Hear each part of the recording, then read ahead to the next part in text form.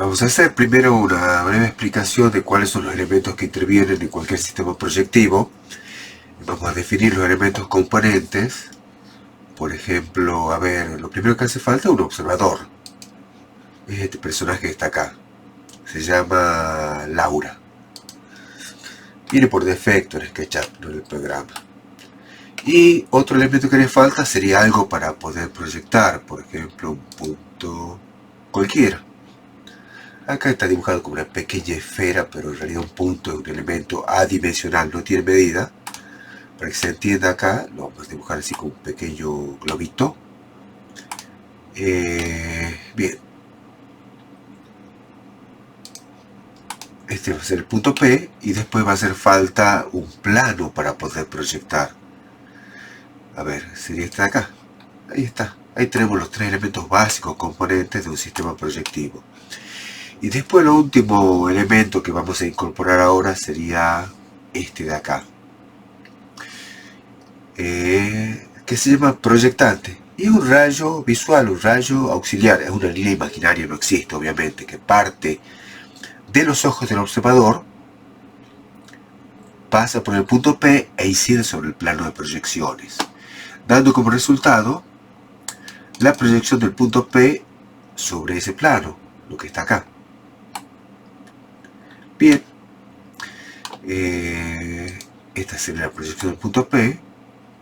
Y en este caso tengo un primer caso de proyecciones donde de alguna forma defino cuáles son los elementos componentes de un sistema proyectivo. Y aquí hay un dato que es importante, ¿no? ¿De qué forma incide este rayo visual, es decir, esta proyectante, sobre el plano de proyecciones? Es decir, este ángulo que está acá. Y es un ángulo que es distinto de 90 grados, por lo tanto va a ser un sistema de proyecciones oblicuas, ¿sí? Cuento esto porque este sería el caso más general de todos. Ahora vamos a trabajar con un caso particular, un caso específico.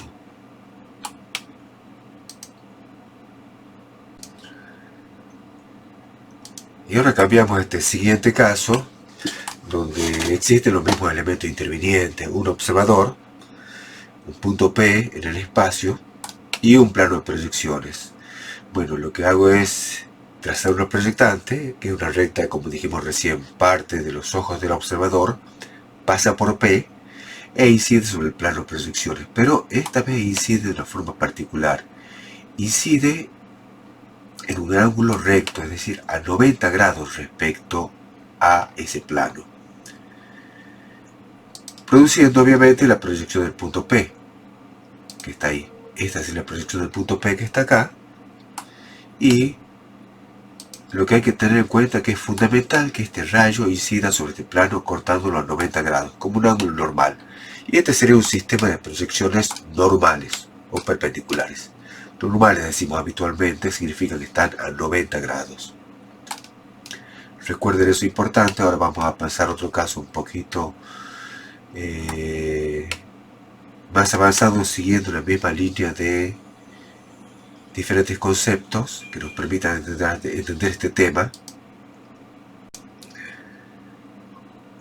Y ahora continuamos con esta situación. Tengo de nuevo el plano de proyecciones. Voy a tener lo mismo de antes recién, ¿no? Un observador que está de alguna forma proyectando este punto P, o P1 en todo caso, sobre este plano de proyecciones, siempre con una incidencia de 90 grados respecto al plano de proyecciones.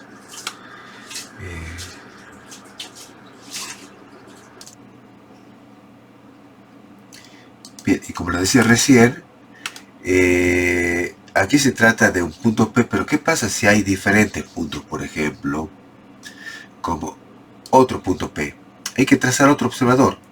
Y en este caso, que se va a llamar proyecciones paralelas o cilíndricas, tiene que cumplir con la condición que usamos nosotros habitualmente, de que todas las proyectantes sean paralelas.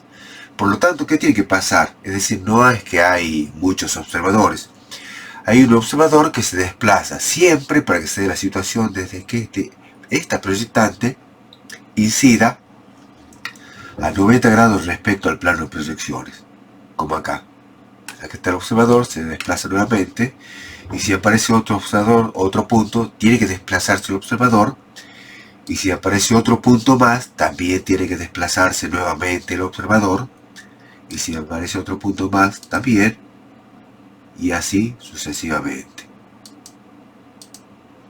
Es decir, para cada punto P hay un observador que se desplaza para que siempre la proyectante incida a 90 grados sobre el plano de proyecciones, como está acá, y a su vez todas las proyectantes sean paralelas entre ellas.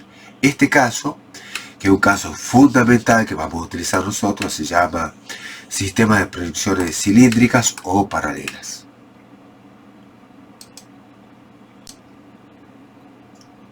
A este caso lo vamos a comparar con este otro que les voy a mostrar ahora, que es bastante distinto, donde tengo una serie de puntos en el espacio y esta vez el observador que está acá no se va a desplazar, sino que lo que va a hacer es simplemente mantenerse en una posición fija, lo que genera básicamente un haz de proyectantes que inciden en diferentes partes sobre el plano de proyecciones. Este tipo de proyección que está acá es distinto, son los dos casos fundamentales. El que vimos antes se llamaba proyecciones paralelas o cilíndricas y estas se llaman proyecciones cónicas o polares. En este caso tienen que tener en cuenta que el observador se mantiene fijo, no se desplaza y las proyectantes no son paralelas, lo que da cierto nivel de deformación sobre el plano de proyecciones respecto a lo que se está observando. Ahora retrocedamos un momento al caso anterior, que era de proyecciones paralelas o cilíndricas, y veamos qué pasa no con un conjunto de puntos aislados, sino con una figura cualquiera. Por ejemplo, tengo acá un plano de proyecciones y voy a buscar una figura para proyectar como esta de acá. Me haría falta un observador que pudiera situarse y proyectar con rayos visuales perpendiculares a este plano de acá en cada uno de los puntos estos que definen esta figura. Por ejemplo, una cosa como esto de acá. Voy pasando por cada punto, me voy desplazando y siempre incidiendo de forma perpendicular o a 90 grados respecto a este plano de proyecciones, y lo que obtengo como resultante es una figura como esta de acá. Esta sería la proyección de esta figura, que parece un elemento arquitectónico muy elemental, sobre un plano de proyecciones. Y esto es lo que vamos a hacer a partir de ahora, es decir, proyectar una serie de figuras, pero por supuesto aquí tengo una versión parcial. Lo que vamos a trabajar es con proyecciones en diferentes partes, que es lo que está explicado en la siguiente parte, en la siguiente etapa de la clase, que corresponde al práctico número 4, que les recomendé que vieran en el canal.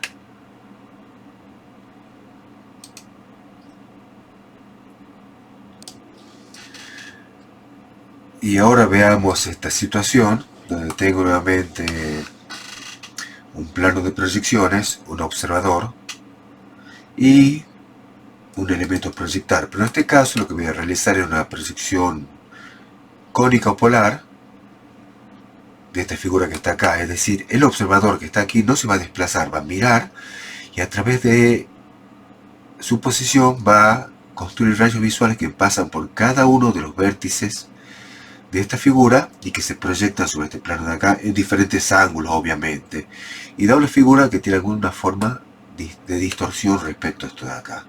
Por ejemplo, estas serían las proyectantes. Como ven, no son paralelas en este caso, y el resultante de esta proyección se llama proyección cónica o polar. Va a ser esto que está acá, que es distinto a lo que veíamos en el caso anterior.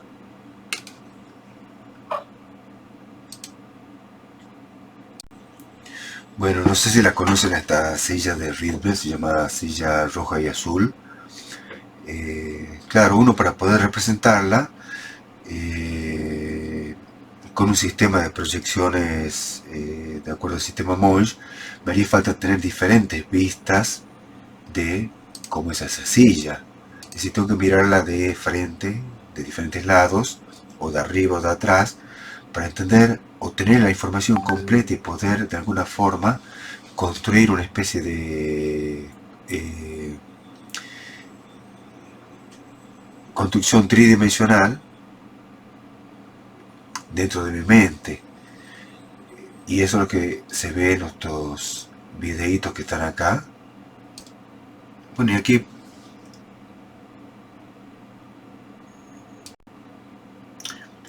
podríamos ver lo que constituye básicamente la esencia del sistema Moll, que sería proyectar sobre diferentes planos que son ortogonales entre ellos y planos diédricos de diferentes formas esta silla para poder interpretar cómo es su estructura completa.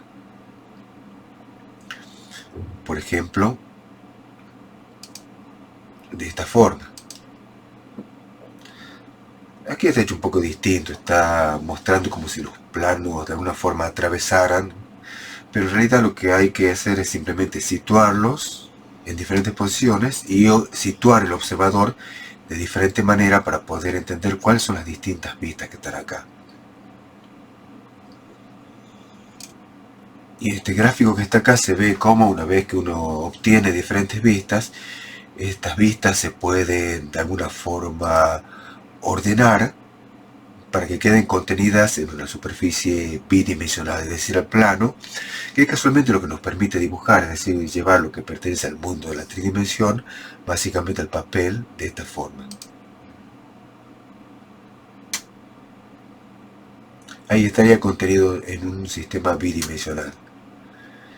El sistema Moll tiene algunas diferencias con esto de acá. A partir de ahora me gustaría que vean la clase que está planteada como clase número 4 del primer semestre del año, donde se explica la forma operativa de cómo lo hacemos realmente nosotros con el papel y con el elemento concreto. Y después de esto paso a explicarles cómo sería el elemento a dibujar en el práctico de hoy.